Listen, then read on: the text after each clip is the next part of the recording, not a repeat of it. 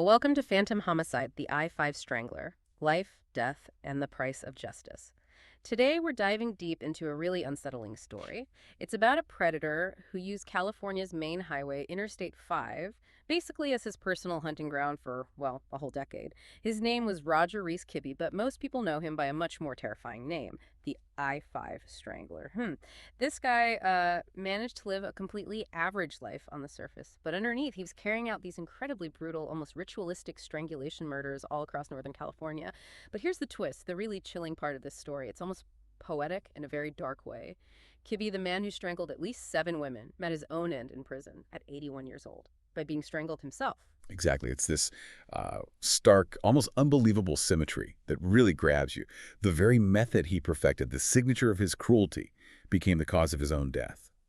So that's what we're digging into today. We're going beyond just the headlines. We want to really dissect how Kibbe operated, his outward normalcy versus his hidden life.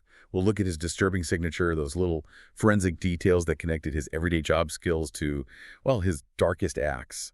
We'll talk about the investigators who just wouldn't give up. And of course, we have to cover that final, shocking moment of violence in Mule Creek State Prison. We're exploring the life, the terrifying crimes, and the incredibly ironic death of the I-5 Strangler. Okay, so let's start with the man himself, Roger Reese Kibbe. Born in 1939, outwardly, like you said, completely unremarkable. He worked jobs like furniture salesman and, this is key, an upholsterer. Now, upholstery might sound kind of random, right? But as we get into his methods, you'll see why that specific job is just deeply sinister in this context. Yeah, and what's really fascinating, or maybe disturbing is the better word, is how good he was at maintaining that facade. Kibbe is almost a textbook example of an organized serial killer. He really understood social camouflage. Right. He was married. He held down jobs for years. Get this, his own brother was a police officer. Wow, really? Yeah, so he built this whole, fortress of normalcy around himself. That's a big reason he flew under the radar for so long. He wasn't some obvious outcast. He was, the guy next door. That connection between his job and the crimes, Yeah. it's genuinely terrifying when you think about it. An upholsterer needs precision, right? Cutting fabric, using special tools, complex knots. Exactly. Binding things together, controlling shape and form. It's all about control. Precisely. Yeah. And this isn't just some quirky coincidence. It's absolutely central to his pathology. Think about it. His day job involved careful, methodical work, manipulating materials. So when you take that kind of meticulousness, that precision, and you apply it to ritualistic murder, the skills translate directly.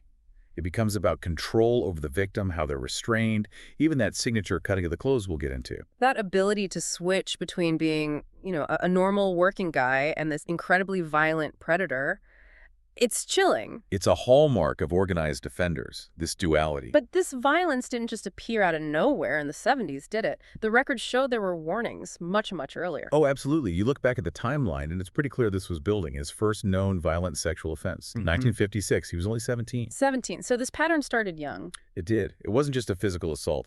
It laid the groundwork for his predatory behavior later on. And the system actually caught him just a few years after that, right? In 1960. Yes, that's right. He's convicted of sexual assault in 1960 and actually served prison time for it, which, makes you wonder. How did he just disappear back into society after that? Well, that's the question, isn't it? Someone showing that kind of escalating sexual violence.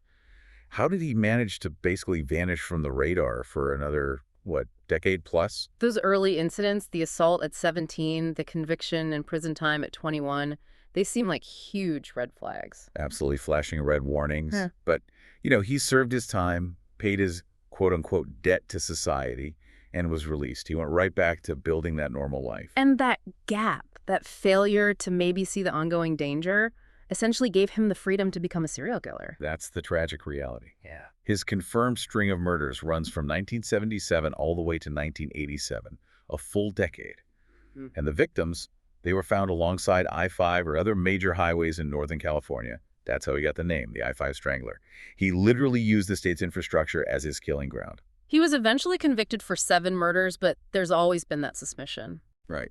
Investigators strongly believe the real number was higher. A lot of terror, a lot of lives lost, likely went completely unaccounted for during that decade. Okay, let's really dig into his methods now, because this is where you see that meticulous upholsterer side twisting into something horrific. Who was he targeting? What defined his victims? Well, his victim selection was very specific and Mhm. honestly deeply exploitative.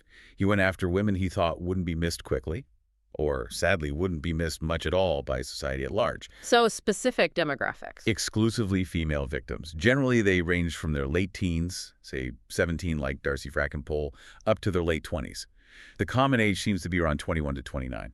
And he operated based on something criminologists call routine activity theory. Yes, exactly. Routine activity theory. Can you break that down for us? How does that apply specifically to Kibbe and his use of I-5? Sure. So basically, the theory says that crime happens when three things come together in the same place and time. You need a motivated offender, that's Kibbe, obviously. You need a suitable target.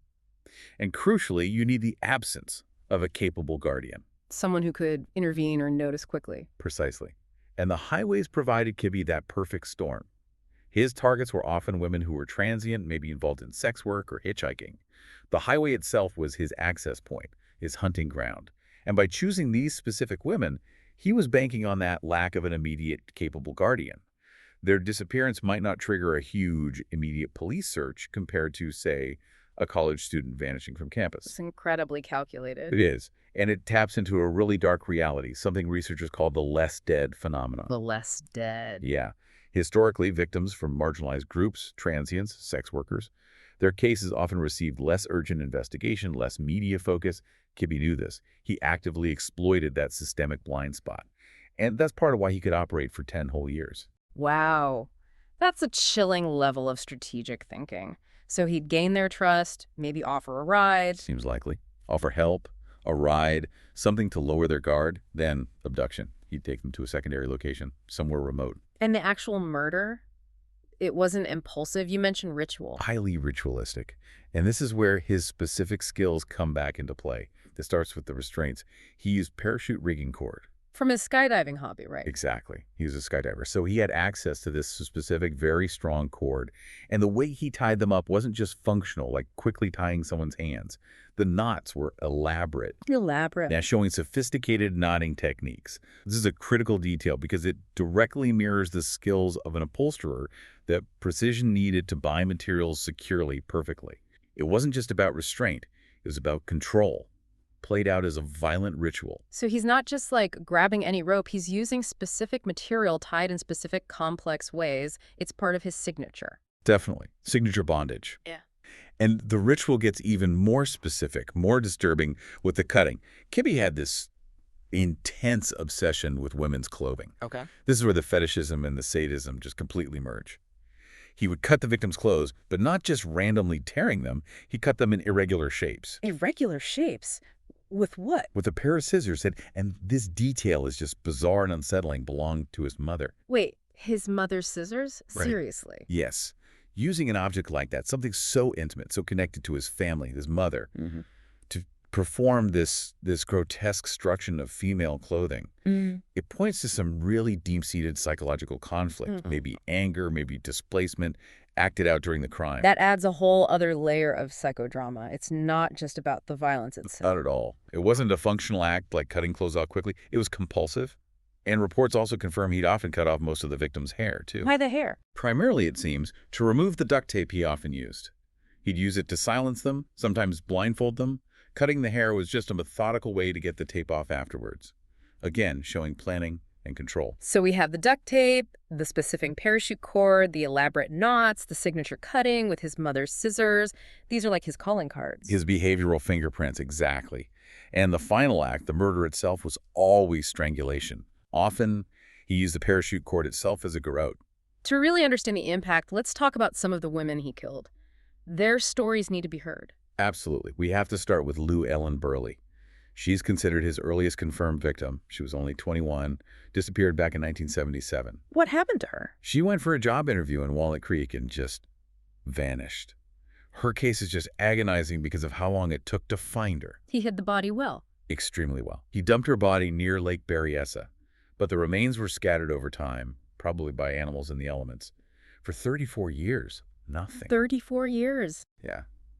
It wasn't until 2011, decades after Kibbe was already in prison for another murder. A retired detective, Vito Bertacchini, we'll talk more about him, he's crucial. He was still obsessed with the case. He went back to the Lake Berryessa site on his own time, just searching, and he found a single human bone. Just one bone. Just one. But it was enough. DNA testing confirmed it was Lou Ellen Burley. Her story really shows you how Kibbe's disposal methods, plus the forensic limits of the time, could just steal closure from families for literally generations. Unbelievable. And there were others found much sooner, but still part of that pattern. Right, like Barbara Ann Scott. She was 29, kidnapped from Pittsburgh in 1986, found strangled under a tree on a golf course of all places. Then Charmaine Sabre, 26, also in 86. Her car broke down on I-5. And she made the fatal mistake of accepting a ride from the wrong person. Straight into Kibbe's trap. The highway was absolutely central to his operation. And Catherine Kelly Quinones, 25, also found near Lake Berryessa in 86. Yes, and her case highlights another aspect of his victim selection. She was transient, used something like 17 different aliases. Identifying her took time, which again played into Kibbe's strategy of choosing victims whose disappearance might not immediately raise alarms or be easy to track. And then the case that finally tripped him up, Darcy Frackenpole. She was only 17. Yeah, a runaway from Seattle. Her body was found near Echo Summit in 1987. Her murder was the one that led to Kibbe's first conviction back in 1991. But pinning it on him, on this seemingly normal guy, that took a very specific set of circumstances finally coming together. So Kibbe's leaving behind this trail of clues, right? The specific cord, the knots, those weird cuts on the clothes. Why did it take a whole decade for investigators to really connect these cases and zero in on him? What were the roadblocks? Well, the biggest initial problem was just geography. His dumping grounds were spread out across multiple counties in Northern California: Sacramento, Placer, El Dorado, San Joaquin, you name it. So each police department was kind of working in its own bubble. Pretty much, yeah. Imagine you're a detective in Sacramento. You find a body by the highway, strangled, close cut, oddly. You might not have any easy way of knowing that a detective 100 miles away in El Dorado County found a victim with the exact same characteristics a few months earlier. No central database linking them automatically? Not effectively, not back then. This was largely before systems like VICAP, that's the Violent Criminal Apprehension Program, were really widespread and being used efficiently. Linking cases across county lines, let alone state lines, often relied on old-school police work, paper files, phone calls, maybe a bulletin board, and crucially, the intuition and persistence of individual detectives. So that lack of easy data sharing basically acted like a shield for Kibbe. It absolutely did. Plus, you have to remember the state of forensic science in the 70s and early 80s. DNA profiling, the kind we rely on now to link cold cases, just wasn't standard procedure yet. They had physical evidence, the cord, maybe fibers, but connecting it definitively to one specific person across multiple crime scenes was much harder. Okay, so the breakthrough didn't actually come from solving one of the murders directly, but from an attempted abduction where the victim got away. Deborah Ann Guffey in 1987. That's right. Her escape was absolutely pivotal. Because she fought back and got away, it brought immediate police attention to Kibbe, leading to his arrest for assault. But even more importantly, They recovered his tools. exactly. Law enforcement got their hands on the physical tools he was using. That unique gurrote he made from wooden dowels and parachute cord, and the scissors, the mother's scissors. Ah, the scissors too. Yes, and suddenly they weren't just dealing with patterns and suspicions anymore. They had the actual instruments of his crimes. This allowed them to move towards concrete, physical evidence linking him. Okay, and this is where that tiny detail comes in, the microscopic red paint flecks. This sounds almost like something out of CSI. How did that become the linchpin? It's amazing, isn't it? It's the difference between saying, yeah, this looks like the same type of parachute cord, and proving this cord came from the same specific source as the cord found with the victim. How did they establish that? Forensic analysis. They were able to compare the cord found near the escaped victim, cord they found at Kibbe's house during a search, and crucially, cord found with Darcy Frackenpole's body. And the common denominator, the thing linking all these samples, were these unique microscopic dots of red paint embedded in the fibers. Wow, so maybe the cord brushed against something wet paint at his house or workshop. Something like that. A tiny imperfection, a trace contaminant, became the smoking gun. It provided irrefutable physical proof linking Kibbe's property directly to the Frackenpole murder scene. That kind of specific trace evidence moves way beyond circumstantial. It was definitive. That forensic link must have been huge for the prosecution. Absolutely. It nailed down the physical connection for the Frankenpole case, which led to that first conviction in '91. And then the facade at home started to crumble too. His wife came forward. Yes, that was another critical piece. It seems his wife was maybe the one person who saw the cracks in his carefully constructed normal life. When she eventually spoke to authorities, she provided the human context that just solidified everything the physical evidence was pointing to. What kind of things did she tell them? Well, she talked about his suspicious behavior, times he was gone without good explanation, absences that, in hindsight, lined up with when victims disappeared. She also confirmed his prior sexual assault conviction from way back in 1960. And the clothing. And perhaps most damningly, she told him about women's clothing he had in his possession that definitely wasn't hers. That kind of insider testimony backing up the weird signature and the physical evidence, it essentially drew a direct line to Kibbe. The mask was off. But even with him convicted for Frankenpole, the story wasn't over. There was this one detective, Vito Bertocchini, who just wouldn't let it go. Vito Bertocchini. Yeah, his dedication is legendary. He was a San Joaquin County detective, later a DA investigator. He was convinced Kibbe was responsible for more deaths, and he pursued him relentlessly for nearly 2 decades, even after Kibbe was locked up for life. What did that pursuit look like? I heard something about field trips. Oh, the prison field trips. Yeah, they were. Bizarre, really. Investigators, often including Bertocchini, got permission to secretly take Kibbe out of Mule Creek State Prison on several occasions. Take him out. Why? The hope was to jog his memory, or maybe lower his guard, get him out of the prison environment, drive him around areas near where victims were found, hoping he might slip up, maybe point out a location, give them something to find other bodies. Did they offer him anything, like incentives? Yeah, small ones, almost pathetically small when you think about it. They'd buy him fast food, an Egg McMuffin and a Coke for breakfast, maybe a burger and fries for lunch. Little tastes of the outside world. Trying to butter him up with McDonald's. Basically, yeah. Appealing to those tiny comforts denied in prison, hoping for a crack in his silence. But Kibbe, he was a master manipulator himself. He'd take the food, go for the ride, look around, and say absolutely nothing. He never admitted to any other killings on those trips. He just played them, took the free lunch, and kept his secrets. Pretty much. But Bertocchini's dedication didn't stop there. Even after he retired in 2012, he kept at it. How? He kept sending Kibbe cards. Birthday cards, Christmas cards, every year, right up until 2019. Seriously. What did the card say? The message was apparently always polite but direct.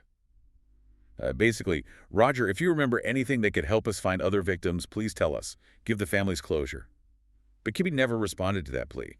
He took whatever other secrets he had to the grave. But science kept working, even if Kibbe wouldn't talk. Exactly. That's the power of forensic advancement and evidence preservation.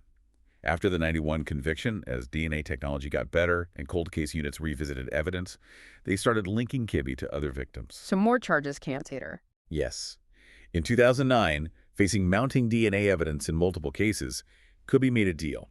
He pleaded guilty to 6 additional murders, including Llewellyn Burley, the victim found after 34 years, specifically to avoid the death penalty. 6 more confirmed victims. 6 more. And even after that plea, the links kept coming as technology improved further. He was later charged with the murders of Harriet Hill from 1987 and Charmaine Sabra from 1986. It just goes to show even a careful, organized killer leaves traces. And eventually, science might just catch up. So Kibbe's convicted of 7 murders, pleads guilty to 6 more. But there's still that lingering question, isn't there? That 10-year gap between his first known offense and the start of the confirmed murders, and all the time he was active. Yeah. How many others might there be? That's the unresolved tragedy, really. Investigators strongly suspected the number was higher, maybe a dozen or more, based on his very specific methods, that trademark cutting on the clothes, the strangulation, the highway dump sites. He chose which victims to acknowledge, mostly when faced with undeniable proof, and kept the rest hidden. He controlled the narrative right to the end, except the end wasn't quite what anyone expected. No, the final chapter in Roger Kibbe's life is, well, astonishing is one word for it, almost like something out of a morality play. What happened? February 28th, 2021. Kibbe is 81 years old, serving multiple life sentences at Mule Creek State Prison. He's found unresponsive in his cell. And the cause of death. Yeah. This is the part that's just unbelievable. The autopsy confirmed it. No ambiguity. Roger Reese Kibbe died from manual strangulation. Manual strangulation. Yes. Hands-on, violent choking. The exact same method he used to kill his victims. The tool of his trade, the signature of his sadism was turned back on him. The irony is just profound. So who did it? Who was in the cell with him? His cellmate, a man named Jason Boudreau, who was 40 at the time. And Boudreaux. Was he just some random inmate? Not quite random in the context of the crime. Here's another layer of dark irony. Boudreau himself was already serving life without parole for a strangling death he committed in 2010. You're kidding. A convicted strangler was cellmates with the I-5 strangler. Seems unbelievable, but yes, that was the situation. One man whose life's work, so to speak, was ritualistic strangulation, sharing a cell with another convicted strangler. Did Boudreaux say why he did it? Was it just a prison fight? No, apparently not. Boudreau, who identified himself as a Satanist, claimed he killed Kibbe very deliberately. His stated motive, to avenge Kibbe's victims. Wow, so vigilante justice from inside the prison walls. That's what he claimed. Not a power struggle, not a random act, but a targeted killing motivated by Kibbe's past crimes. Boudreau was, of course, charged with Kibbe's murder and ended up getting a second life sentence added to his first one. The reaction to this must have been complex. A notorious serial killer murdered by his own method. Extremely complex. You saw a mix of reactions for sure, some revulsion at the violence, but also, undeniably, a sense of, well, people called it karma, poetic justice, things like that. What about the investigators who spent years chasing him? Like Bertocchini. Vito Bertocchini's reaction was very telling. Remember, this is the man who spent decades trying to get answers for those families, sending Kibbe Christmas cards hoping for a confession. When he heard Kibbe had been strangled, What did he say? he called it some fitting justice. He was careful, saying he didn't wish ill on anyone, but then he added something really powerful. His final hope regarding Kibbe's death was, and I'm quoting here, "I hope he remembered every one of his victims while he was being killed." Wow. That's heavy. But you can understand where that comes from after decades of fighting for those silenced women. Absolutely. It speaks volumes about the emotional toll Kibbe's crimes took, not just on the families, but on the investigators, too. The Kibbe case really covers the whole spectrum, doesn't it? The calculated horror of an organized killer, the decades-long slog of investigation, the breakthroughs of science, and then this incredibly strange, violent form of closure that only prison could provide. It really makes you think. It does. The case shows how forensics can eventually bring answers, even decades late, especially if you have dedicated people preserving that evidence. But it also just throws a harsh spotlight on those questions about marginalized victims, about the systems that failed to protect them or even noticed they were gone quickly. And that ending, Kibbe being strangled, it forces you into uncomfortable territory. The state didn't execute him. He took most of his secrets with him. So does justice sometimes find a different path? Does some form of cosmic or maybe just brutal karma step in when the system itself feels incomplete? It definitely leaves you with a lot to mull over about what justice really means. Okay, so we hope you liked our today's discussion. For more such discussions, subscribe to our channel, Phantom Homicide.